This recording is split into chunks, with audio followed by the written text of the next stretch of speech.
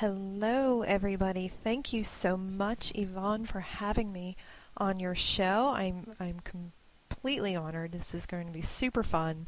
And thank you to all of you who have joined the call today to learn a little bit more about me and intuitive coaching. This is going to be super fun for you as well. So let's get started. Just a little bit about me. I do have a master's degree in social work from Temple University. I actually worked in the profession of social work for about 20 years, specializing in mental health and substance abuse. And, I did like what most people did and had different types of jobs for different periods of your life. And after social work, I became a stay-at-home mom for a little bit and got into screenwriting. And I was actually a screenwriter for 10 years, optioned a screenplay in 2009, and then was given a sign in which I was supposed to switch gears and move into healing. Of course, I'd rather be in Hollywood making tons of money, but, Spirit says go, you go. So I ended up here and doing healing work. And during that path, that journey, I accumulated a multiple amount of healing certifications. Half of them I don't really use. However, I do have them.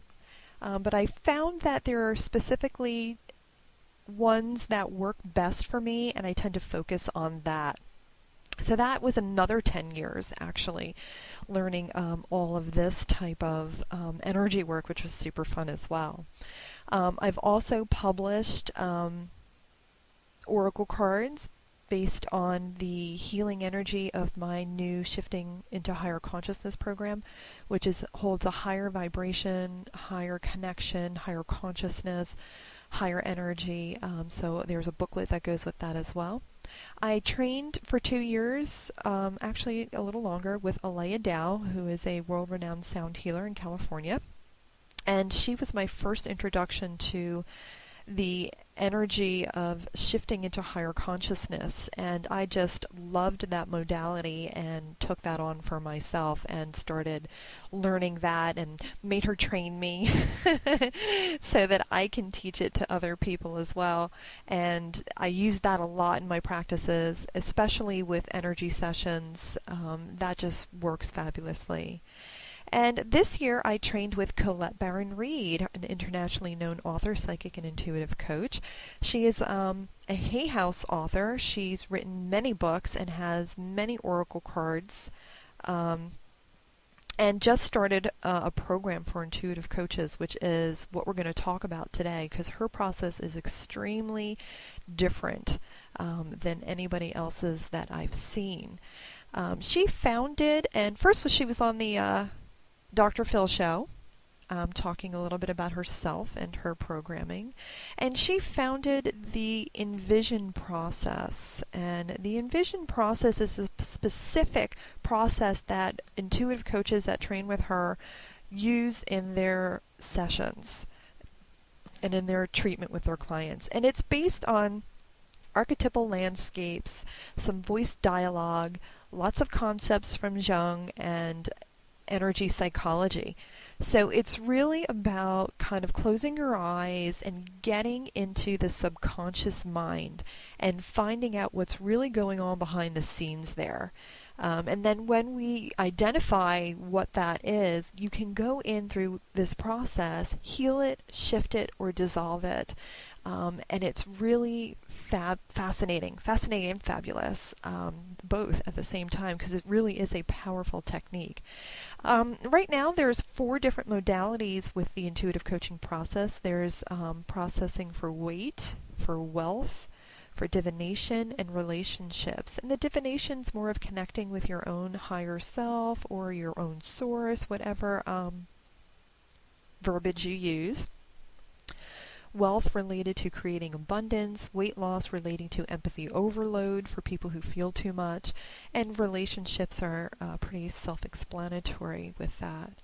So you're probably wondering, who is this program for? And, you know, it really is for anybody and everybody. But I find that the majority of people right now are struggling with losing their job and not being able to create wealth, or they're having that kind of midlife crisis and where they're just stuck. You know, they just don't know which way to go. There are people who can't lose weight because they're feeling everybody's emotions, and they can't lose any pounds because they're carrying so much energetic weight on them. There's also people who are coming to me who are feeling blocked. They know where they want to go, and they just can't seem to get there. And they've tried a multiple of different modalities, and it doesn't seem to work for them. Even though they know very well, you know, the laws of attraction, and they practice it, and they do their vision boards, they can't seem to move past whatever is keeping them from where they want to be. So we call them blocked. We call those people blocked. And then we have people who are actually doing really well in their jobs or in their relationships, and they're just afraid to take the next step. You know, they're afraid they don't have confidence. They're afraid that they can't do the work, that they're not good enough, that, you know, they're not pretty enough. We have all of these types of subconscious things going on in the mind, and that has been a big one that I've come across in my practice, and those are the people who we can help as well.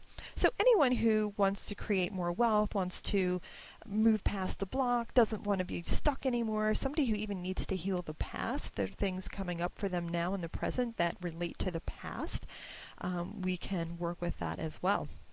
So the next question you're probably wondering is, well, how does it work?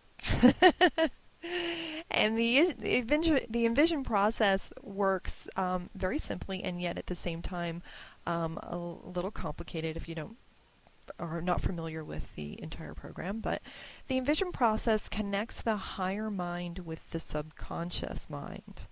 And when you are able to access the higher mind, the truth of your situation is then revealed to you.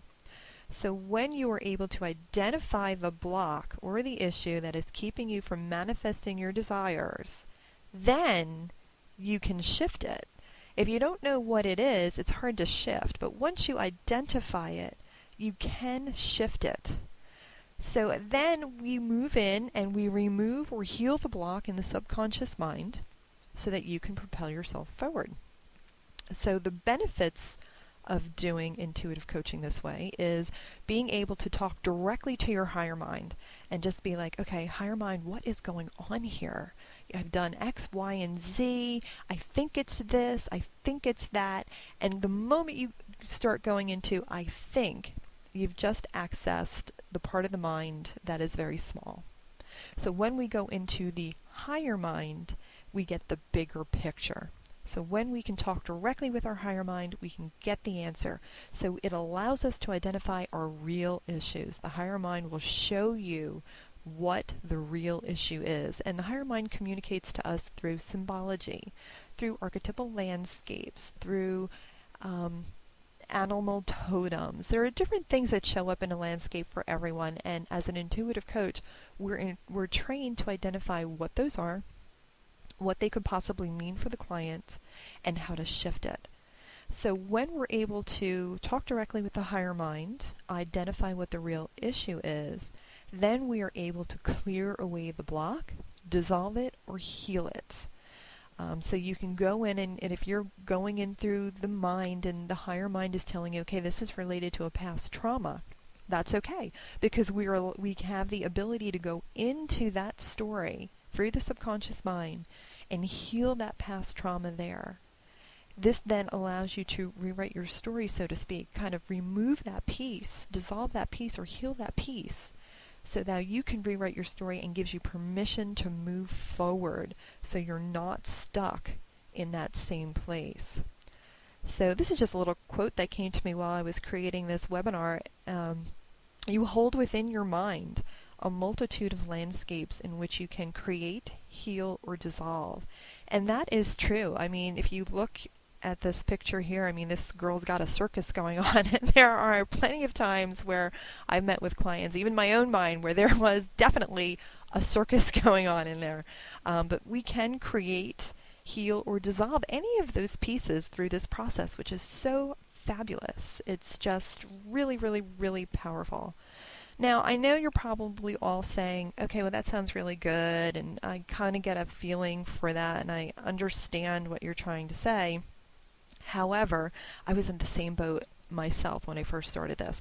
But for me, nothing kind of drives home all the verbiage as to what I'm trying to convey to you than the actual experience of going through that process. And so what I'm going to do in the next few moments is I'm going to walk you through a process, and we're going to experience it for those of you who want a little bit more of a experiential understanding of what it is that I'm trying to describe. So I think that's going to be fabulous.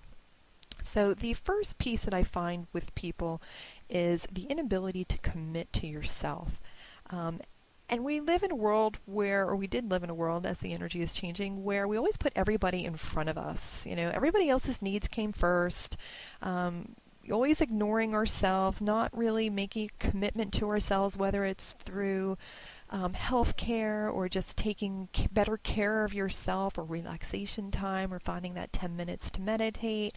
I noticed that a lot of people have that difficulty in making a commitment to yourself. And so today's experiential lesson is going to be a process on commitment to yourself today. So this will be a really interesting, fabulous exercise. I hope you're all going to enjoy it. I think it'll be really, really exciting.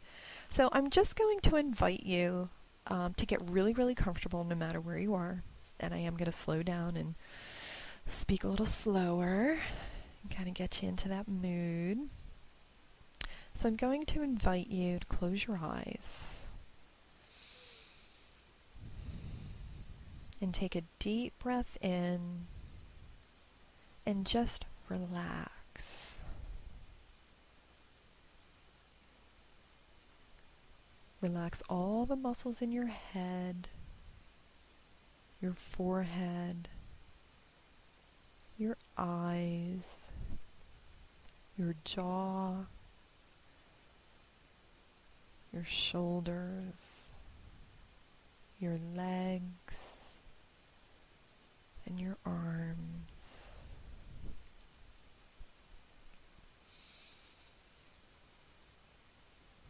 Slowing down the thoughts that might be racing through your mind for the moment. Just let them go.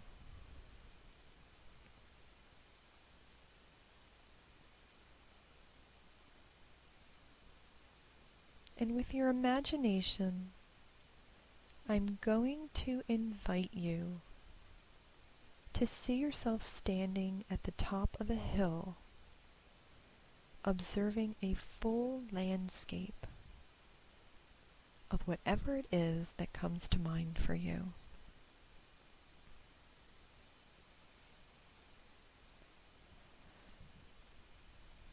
Just allow that higher aspect of you to show you the pictures, not forcing anything, just allowing them to come forward and flow.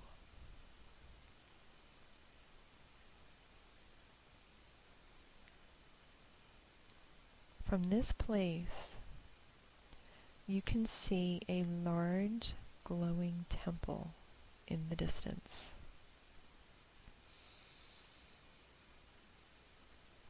And as you imagine what treasures could be held within this place, you notice a cobblestone path suddenly opening at your feet, leading directly to the front of the temple.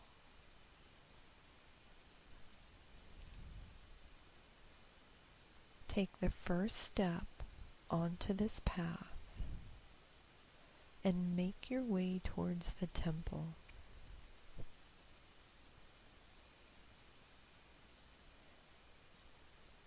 Ahead of you lies the Temple of Commitment.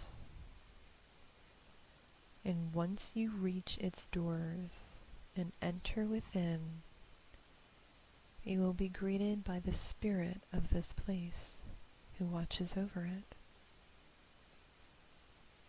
And once you enter this place, you will not return in the same way as you entered, because by entering, you are fully committing to whatever it is you've been avoiding, or are nervous about, or have dreamt about, or any other thing that you haven't fully committed to.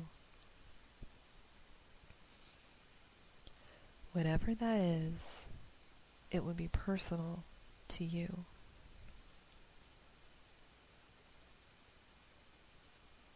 As you make your way closer to the temple, you can see the rays of the sun shining down on its wide marble steps. Waiting for you at the top of these stairs is the spirit of place, who is dressed in white robes and is there to greet you.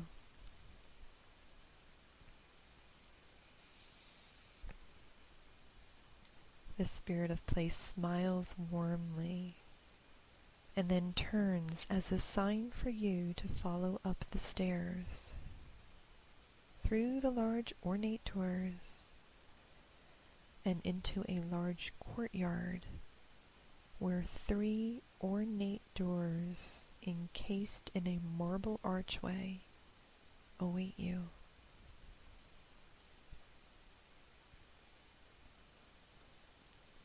The first door to the left leads you into the past. The middle door represents the present, and the door to your right represents the future. You can choose any one of these doors to visit today. If you choose the past, you will have the opportunity to fully commit to something that you regret not having done in the past. If you enter the door in the middle, it will lead you to the present, and you will have the opportunity to fully embody a commitment to something you may be resisting, may be afraid of, or something you dreamt of doing right now. If you choose the door to the right and enter into the future, you will fully commit to seeing yourself embodying a life that you desire, including things that might challenge you. So no matter what comes up for you in this place, it is your chance to be fully committed to it and to not shy away from anything. Each door is equally valid for you to explore in this moment. Today, however, we will only choose one, but you can come back here any time with the spirit of place as your guide. Remember, only love is real, only commitment is real. So with a deep breath in, choose your door.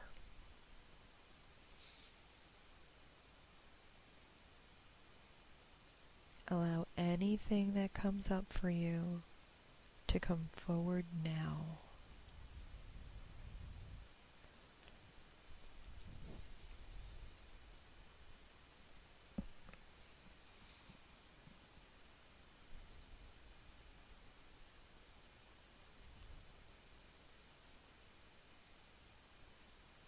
Take a look around and explore this place.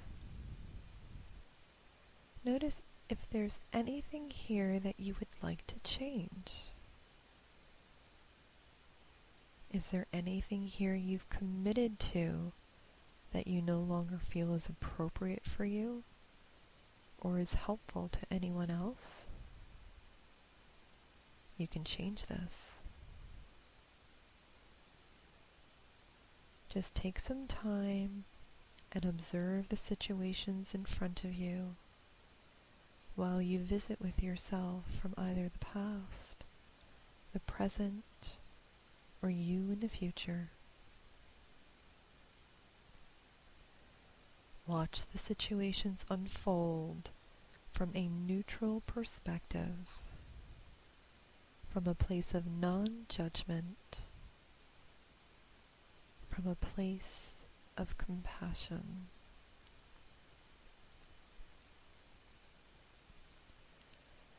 As you observe these things, the situations, take a mental note of the feelings that are being brought up to the surface for you now.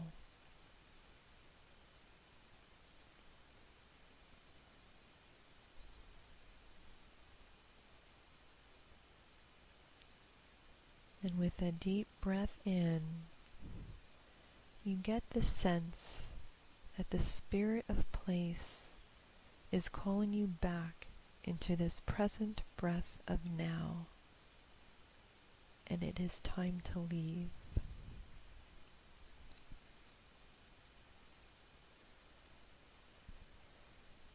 As you return to the courtyard, the spirit of place hands you a golden key and invites you back to this place at any point in time in which you choose. The key in your hand will open all the doors in this place, and you may return at any time to visit and explore. You thank the spirit of place for its guidance today, and take your leave out of the courtyard. And as you pass through the front doors, take a deep breath in, open your eyes, and return back into this present breath of now.